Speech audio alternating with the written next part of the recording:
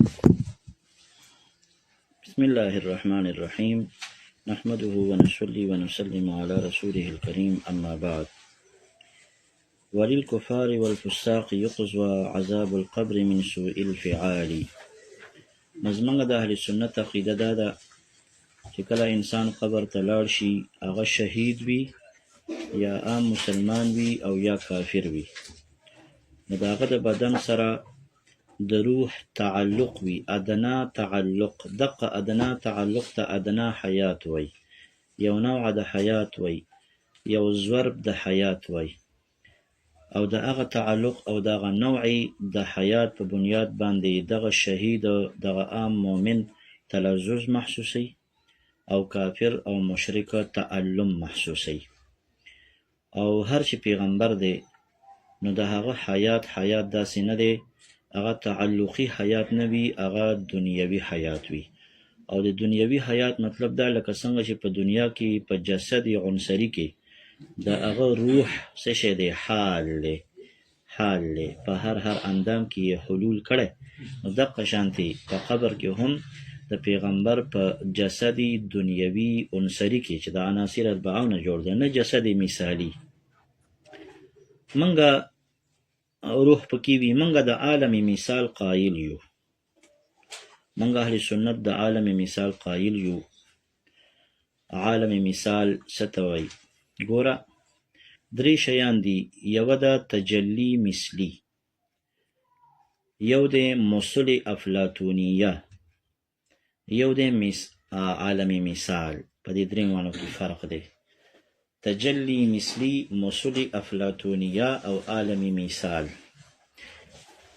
تجلی مثلی دی ته وایي چې ذات په خپل ځای برقرار وي، ذات په خپل ځای برقرار وي او د هغه ذات نور متشکل شي په یو شکل.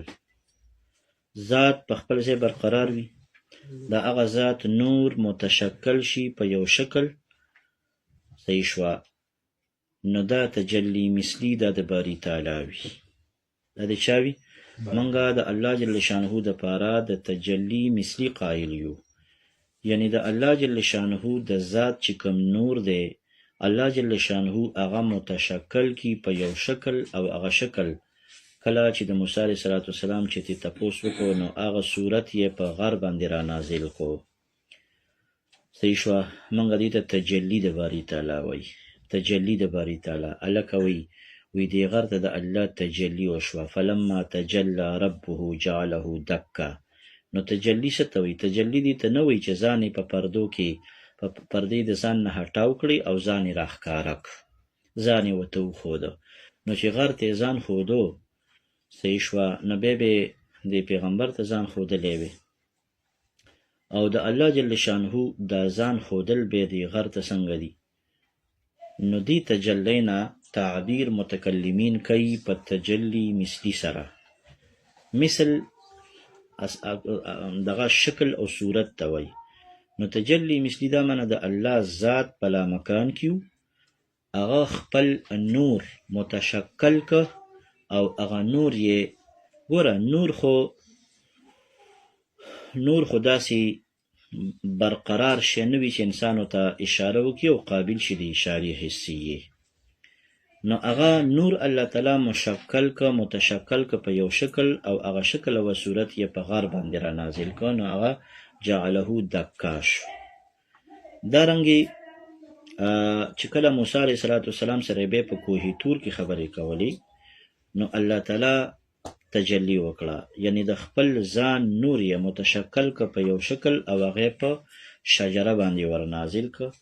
صحیح شوه، نو چې په شجره باندې ورنازل که، نو د هغې نه د الله جل شانه آواز راتلو، د الله د نور نه آواز راتلو. دې ته تجلی د باری تعالی وایي. د دې د وجې نه د دیدار الهي چې د پیغمبر علیه السلام په معراج کې د الله سره ملاقات شوی و که نه، نو څوک وایي ملاقات یې ورسره شوی و، لکه عبدالله ابن عباس صاحب وایي خو هغه تجلی وه، ملاقات یې ورسره شوی و، خو هغه ملاقات من حیث تجلی و، هغه تجلی د باری تعالی وه. څه معنی؟ الله جل شانه ذات په لامکانیو الله خپل نور په یو شکل متشکل که او دغه نور نه د پیغمبر صلی الله علیه وسلم سره خبرې کېدلې، نو دا د دیدار دغه وه. او عایشه رضی الله عنها چې منکره ده، نو هغه د دې نور نه بغیر د ذات سره د تکلم نه منکره ده.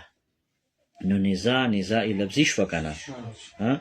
که څوک یې قایل دی نو هغه د ذات سره د تکلم قایل نه دی، د الله تعالی د نور مثل سره د تکلم قائل دی. او چې څوک تی منکر دی نو هغه د ذات سره د تکلم نه منکر دی. نو حقیقت دا دی چې د صحابه په خپل منځ کې دا نزاعي حقیقي نه وه، ځکه عبدالله ابن عباس رضی الله عنه رئیس المفسرین دی، او عایشه رضی الله عنها هغه خو په ټولو صحابه کرامو کې افقه چې کومه وه نو هغه عایشه رضی الله عنها وه. عبدالله ابن مسعود رضی الله عنه ته رئیس الفقهاء وی، و عبدالله ابن مسعود رضی الله عنه وی چې زما عایشه رضی الله عنها استاذه وه، او د هغې چې کوم فضائل دي نو د قرآن عظیم الشان 10 آیتونه د هغې په براءت کې را نازل شوي دي. بل طرف ته عبدالله ابن عباس صاحب ته پیغمبر صلی الله علیه وسلم دعا کړې وه د علم، وعلمه التاویل که نه. نو دې ته تجلی مثلي وی. دویم شی چې کوم دی نو هغه مصول افلاطونیه دي. مصول افلاطونیه دا څه شی دی؟ مصول افلاطونیه د افلاطون یو شی مقرر کړی دی چې هغه موږ اهل سنت هغه نه منو، او د مصول افلاطونیو پسې بیا شیخ ابن تیمیه تللی دی. د شیخ ابن تیمیه چې کومه خبره کوي صحیح شوه، نو دا اصل کې په حقیقت کې د افلاطون پسې تللی دی. افلاطون وی په دنیا کې چې دا ما او تا ګرځو نو دا د نوع افراد دي.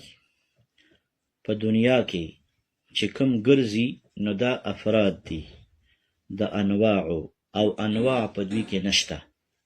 انسان نوع ده، نو په ځای د مربکر کې انسانیت نشته. انسان نوع ده او زیادی فرد ده. دا په خارج کې چې کم ګرځي نو دا افراد د نوع دي، او هر چې نوع ده نو په خارج کې د دوی په ضمن کې نشته دی. نو هغه نوع څه شوه؟ نو افلاطون د نوع وجود مني، خو د هغې دپاره یو بل عالم مني، وی دا انواع په یو بل عالم کې دي، اوس مختلف انواع دي. صحیح شوه؟ د زید البکر نوعه انسان دی، د غوا میخي، د غوی صحیح شوه، د غوا نوعه څه شی ده؟ بقر دی که نه؟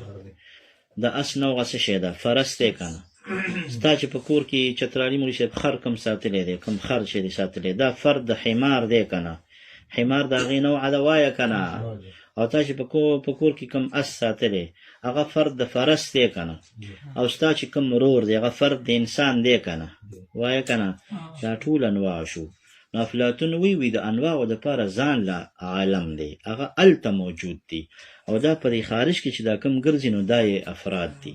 نو هغه د انواعو دپاره ځان له عالم مني. نو افلاطون وی وجود د نوع بدون د فرد نه ممکن دی، وجود د نوع بدون د فرد نه ممکن دی. د فرد دپاره عالم دنیا ده، او د نوع دپاره عالم مثال دی. عالم مثال هغه دغې ته وی. نو دا یو انسان شو، یو دا حمار شو، یو دا فرس شو. نو دا خو یو نوع نه شوه چې مونږ ورته عالم مثال وایو. د مثال جمع موصول راځي، او خدای پاک وایه که نه؟ د مثال جمع موصول، یو انسان دی، یو حمار دی، یو فرس دی، نو دا موصول شو. نو دې ته موصول افلاطونیه وی. افلاطون د موصولو دپاره یعنی د انواعو دپاره د عالم قایل دی. نو هغه وی وجود د نوع بدون د فرد نه څه شی دی؟ ممکن دی. د دې د وجې نه شیخ ابن تیمیه هم وی چې د افلاطون چې دا خبره کړې ده، فرد د عرش حادث دی او نوع د عرش قدیمه ده، نو وجود د نوع بدون د فرد نه وی ممکن دی. دې ته موصول افلاطونیه وی. نو موږ د دې قایل نه یو، موږ د دې قایل نه یو، بلکې اگر چې اختلاف پکې دی، خو دې سره بیا یو غلطه عقیده چونکې دې سره تړلې شوې ده، او هغه غلطه عقیده دا ده چې الله تعالی د عرش د پاسه دی، په مکان دی. نو دا فرد د عرش خو حادث دی، نو وی نوعه یې قدیمه ده. بیا افلاطون وی چې دغه انواع چې کوم دي دا مسل افلاطونیه چې ورته موږ وایو دا انواع چې دي نو دا قدیم دي داسې شی دي دا قدیم دي او عقیده د تعدد د قدم باطله ده دا خبره م یاد لره عقیده د تعدد د قدم باطله ده خو په ذواتو کې باطله ده نه په صفاتو کې نه په صفاتو کې د دې د وجې نه معتزله د الله تعالی دپاره د صفاتو نه انکار کوي وی که د الله جل شانه دپاره صفات راشي نو الله قدیم دی نو صفات به هم قدیم شي نو تعدد د قدم به راشي نو موږ وی تعدد د قدم په ذواتو کې دا باطل دی ممتنع دی محال غیر ممکن دی او په صفاتو کې روا دی چې کله ذات متحد وي او صفات یې کثیر وي متعدد وي او قدیم وي او دریم چې کوم دی نو عالم مثال دی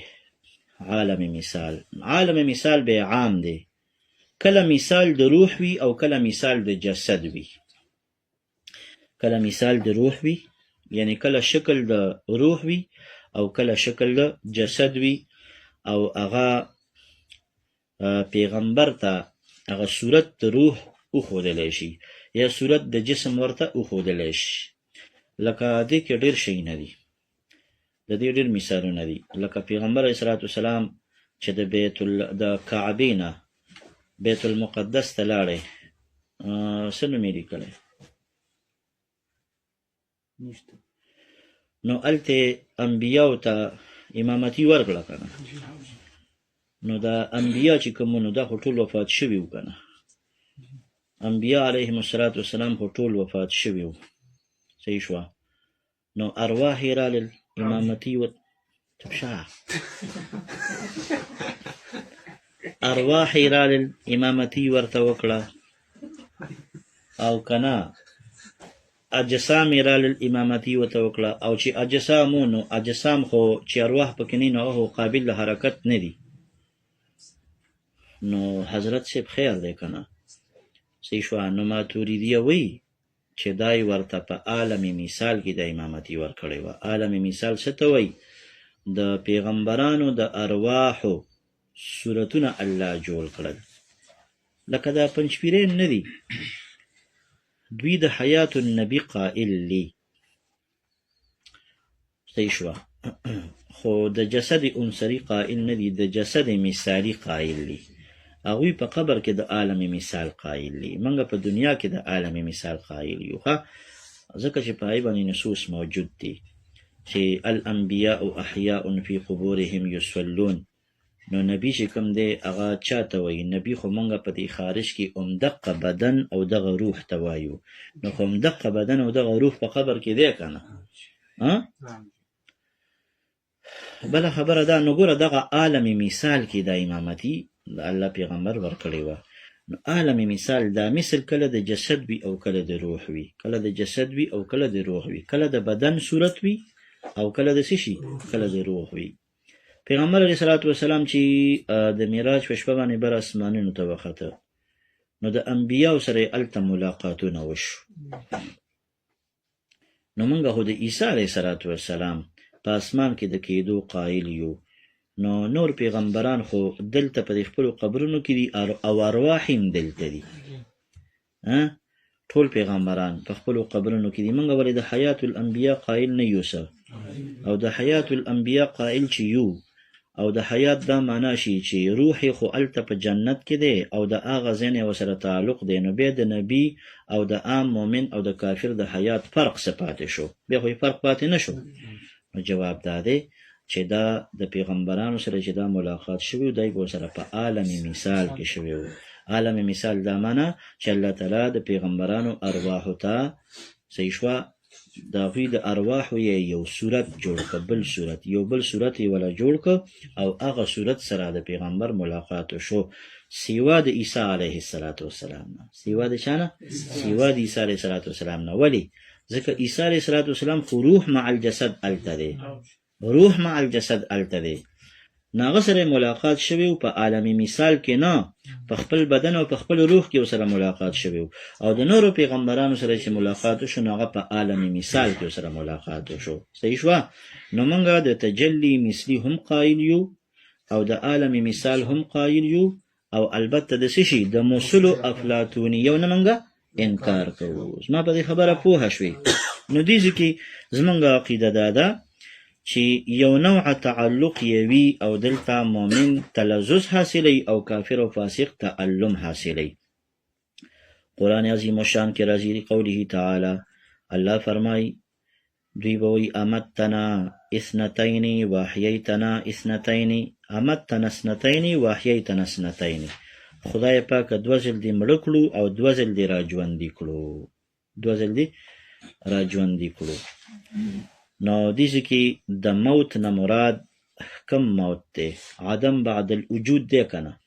هغه یو موت شو او به چې په دنیا کې به مړه کړل نو دا دویم موت شو. او اولنی حیات په قبر کې حیات دی او دا دویم حیات به په حشر کې حیات دی. پیشوی یا احییتنا اثنتین اولنی حیات د دنیا دی او دویم حیات پس بیا د چا دی؟ د قبر دی. دارنګه دې کې راځي ومن اعرض عن ذکری چا چې زما د ذکر نه اعراض وکړو فإن له معیشة ضنکا. نو دا وی اراده به عذاب القبر. معیشة ضنکا نه مراد څه دی؟ عذاب قبر دی. سنعذبهم مرتين موږ به ورته دوه کرتې عذاب ورکو. وی جاء فی التفسیر مرة فی القبر ومرة فی القیامه.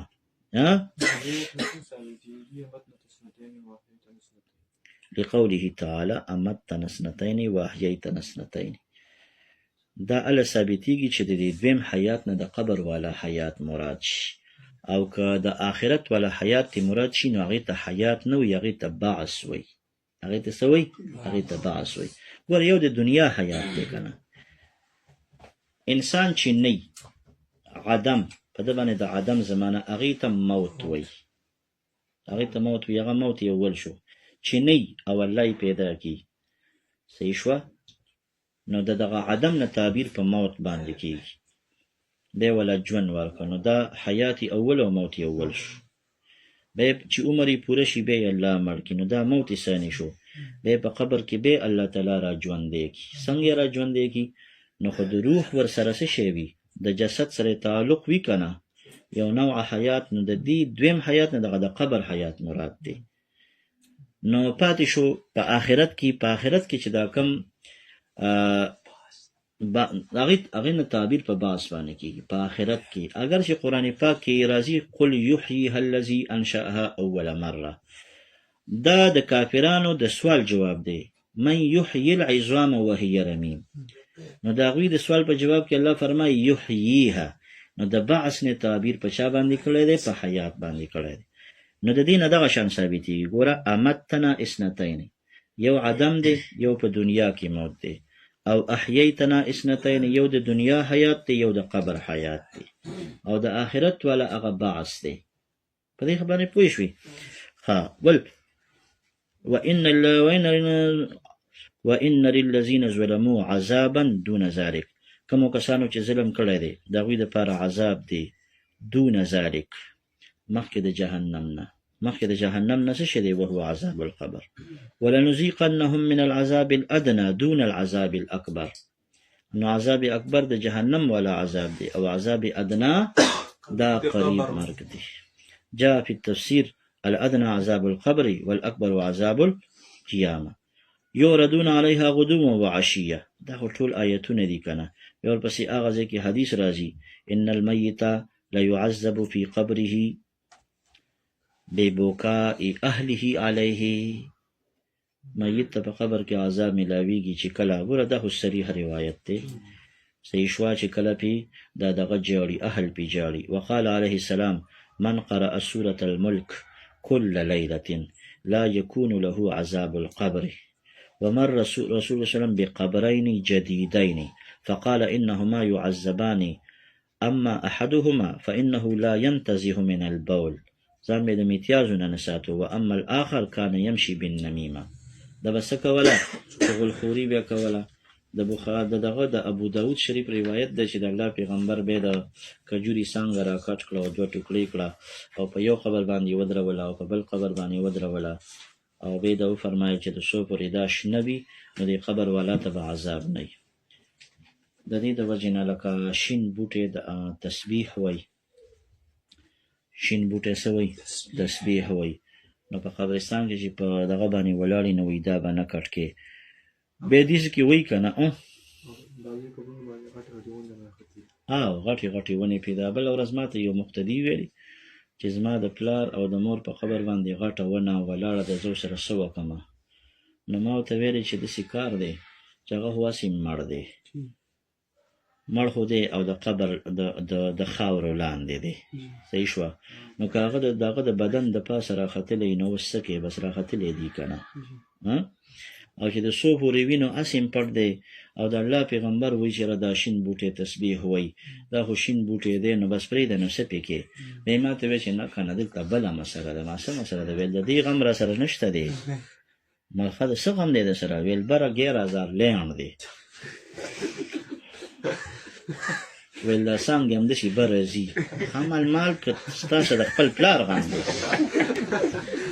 ما داسې کار وکړه چې بیا تې دا څانګې ووهه یا زه داسې چل به وکړو څانګې به تې ووهو نو خیر دی دغه دی دا دومره غټ بوټی هم نه دی په کار و لکه شین بوټی که نه نو چې ولاړ دی خیر ولاړ دی سباق خو نه کوي که نه دا قبر خو به همداسې وي که نه یو ځل به ختمېږي د ځمکې نه به موارېږي الله الى حد ادب المفرد شغه د هغې کې ویلي چې دا حضور الاسلام ته په ذریعه د وحي معلوم شوي نو بل چې د کار وي دا حکم نشته دی نه دا فضیلت شته چې دا تسبیح وایي شین بوټی ښه دې کې ویلي دي که نه ګوره وایي معتزله د دې نه انکار کړی دی معتزله د دې نه انکار کړی دی جهمیه او قدریه او نجاریه او معتزله د دې نه انکار کړی دی صحیح شوه نو صحیح خبره دا ده چې لکه دې قبر والا ته په دغه ټیم کې د دې کجوري د دې څانګې د وجې نه چې دا عذاب ختم شوی دا خصوصیت د پیغمبر دی ولې دا خو شنه نه وه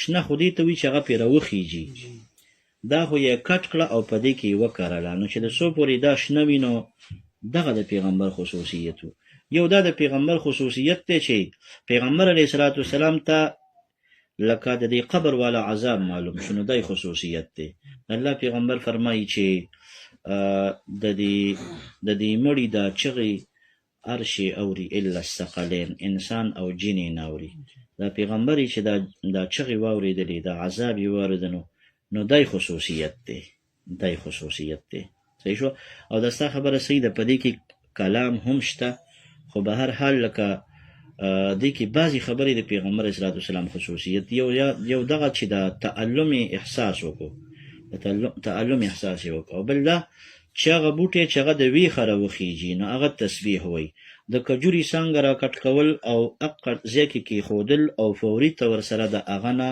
هغه عذاب مرتفع کېدل دا د پیغمبر خصوصیت دی صحیح شوه او دې کې وایي وانکرت الجهمیة والقدریة والنجاریة والمعتزلة لذلك هغوی څه وایي